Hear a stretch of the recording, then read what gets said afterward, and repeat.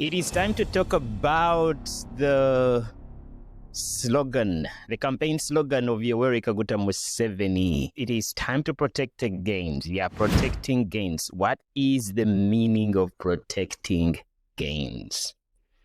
Yeah. I want to mostly make my point in today's video by reacting to the recent statements Museveni made in regards to the numbers in the parliament of Uganda. And on top of that, I mean, the most important objective of today's video is how the hell has Museveni kept himself in power? So there's a lot to unpack. If you're new here, this is the Uganda Awakening, and my name is Omoverika Andrew. And please remember to like, share, and subscribe. Click that notification button and let me know what you think about my videos in the comment section as well. We have so much going on in the comment section, so I would like to hear what you really think about Ugandans waking up, and why have Ugandans suddenly become so much more interested in what is happening in our politics to the point that they are risking it all. Yes, because there is a price to pay. There is a heavy price to pay when it comes to waking up and taking action and pointing out the injustices that are happening in our country on a daily basis. I haven't been at my best because mentally it really affected me, the recent passing of a NUP member.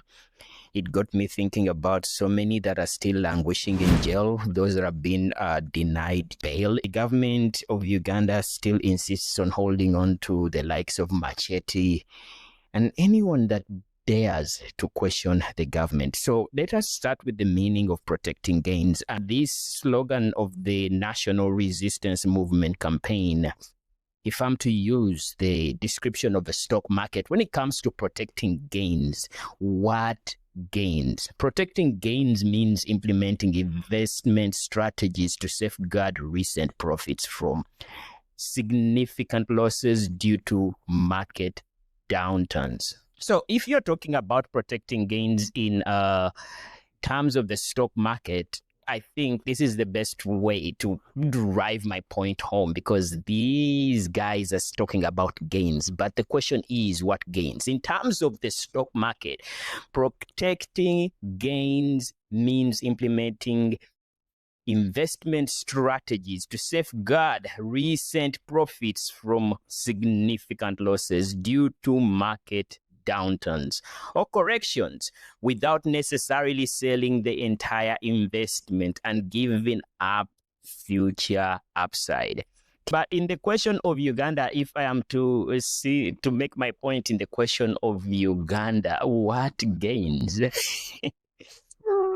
I am confidently going to state that the only remarkable gains, and it shows in the actions of the government, the only recognizable gains that the NRM government has made only serve the minority of the country. Yeah, the ones who have access to the wealth and have stopped at nothing through corruption and with impunity to collect so much of the country. Do you remember that very, very meaningful song that many Ugandans could relate to? The Ronald Mayinja song. Anyagula ensi kuba tugitunda katugitunde mu bibajjo bajjo. Africa telyayamba. I think that song makes so much sense when we are talking about the gains that the NRM government has made. Too bad that Ronald Mayinja fell on the other side, but the importance in the message that is stated through this song, the Africa song, of how Uganda has constantly been repartitioned among a select few individuals. One of the strategic ways that Museveni has utilized to partition Uganda and share it among his family, as well as those who are capable of drumming up his support to ensure that he retains power long enough for his son to eventually become the president is the parliament. Yeah, through the institution of the parliament. So why is Museveni all over a sudden proposing that we reduce the numbers in parliament? So let me share this video. The other day I was in Tanzania. Tanzania. Tanzania is a country which is 3.5 times the size of Uganda in land area. Elala Tanzania irua nauni keda tutubet Rwanda Uganda irua nauni keda tutubet keda lalus. It is 330,000 square miles. Amairo nongunu na limu ngesi. When Uganda is 93,000 square miles. Do Uganda nesine na limu ngesi. It has got a population now of 60 million.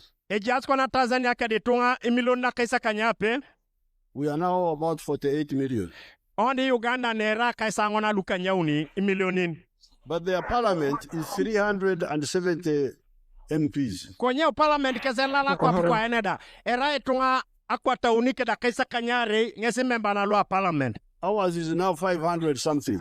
Ni kwa na edition in noi kwenye oki memba na lua parliament akwa takany. This is not wise. Mame joku na upona lo. I think we should Ekotona ya paro rotangon. we should slow down. Ekotona ya paro rotangon. The parliament will be too big. Emina parliament apolor don noi. We did the right thing to handle the issue of the women. Apote somate jok anyunibe inakino ambuchala ne polo ikeunotor.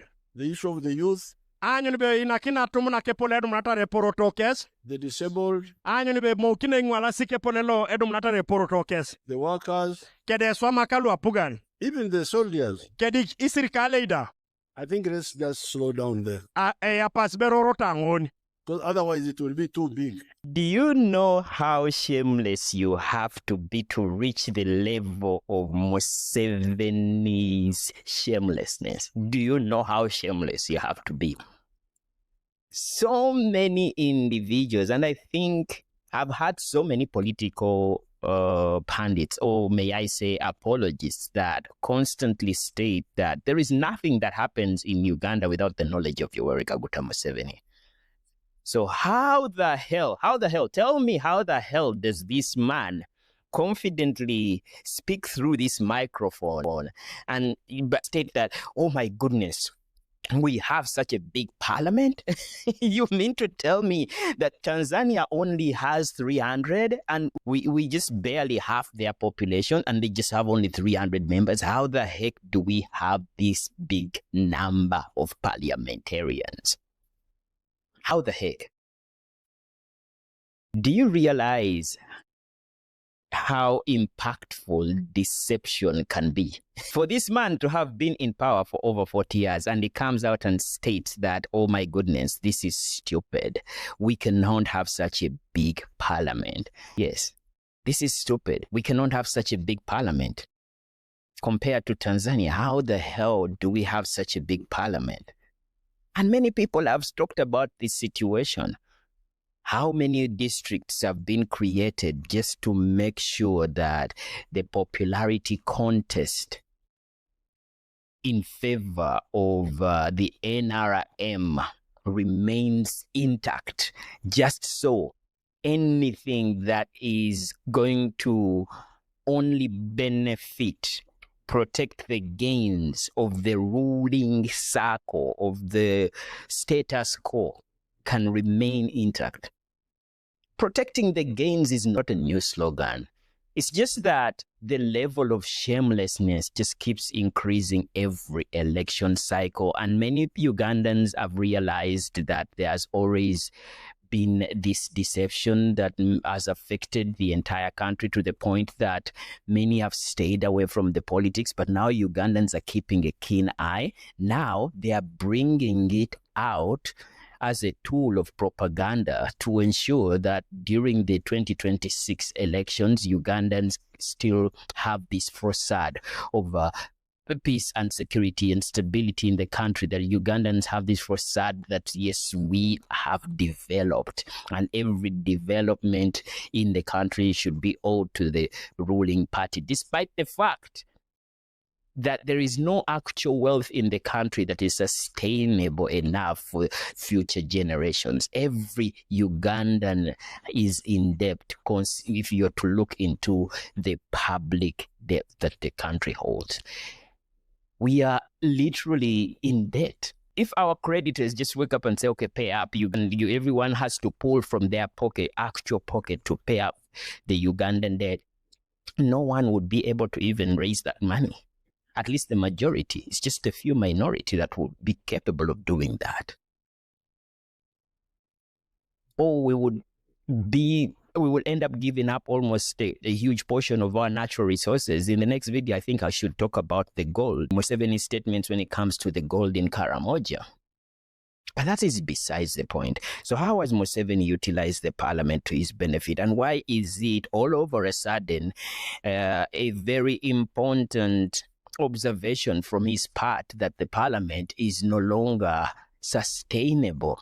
Why is he realizing this now and boldly stating that the parliamentary numbers are abnormal in the context of Uganda's politics? Why all over a sudden? I mean, this is one of the institutions that Museveni has purposefully undermined and wielded for his own benefit as a weapon of deception, just so he can keep himself in power. And it is very key in him protecting his own personal gains as the president or the dictator of Uganda. So I would like you to answer that in the comment section. What do you think? Why do you think all over a sudden Museveni is keen on making this proposal to reduce the numbers in parliament?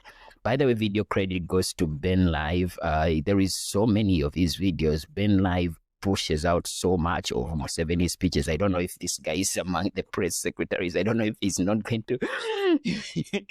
I hope he's not going to strike me, give me a copyright ban for this, but I would like to credit him. You go and subscribe to his channel.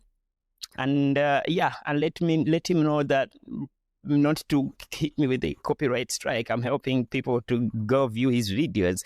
That's what it is. Anyway, what do you think about the NRA and the recent slogan of protecting gains? Do we share the same opinion regarding this NRM slogan of protecting gains? Do we? Let me know in the comment section. I think I should break this topic a lot further. In the next video, I'll be highlighting another of Museveni's statements when it comes to the gold in the country, and why, in my opinion, whenever I hear that there is newfound wealth in Uganda, I am more terrified than relieved. Yes, remember to like, share, and subscribe, and let me know what you think about this video. Until next time, bye.